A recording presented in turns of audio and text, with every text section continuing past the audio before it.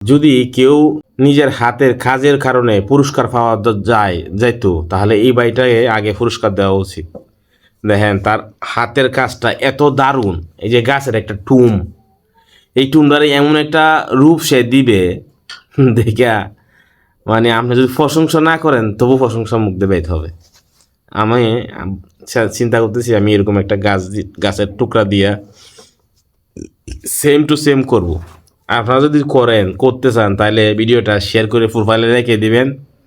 পরবর্তী দেখে একটা গাছের টুম চয়েস করে ভালো কাঠ, সেগুন কাঠ বা ভালো কোয়ালিটির কাঠ দেখা আপনারা মিস্ত্রিরে সেম করবেন যে আমাদের সেমভাবে বানায় দেন।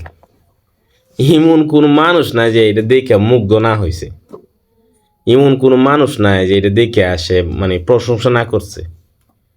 আমি চ্যালেঞ্জ করে বলতে পারি যে কেউ যদি এটা দেখে তার মানে মনটা জোড়ায় যায় যে আসলে এমন সুন্দর একটা কাজ করে দেখাইলো।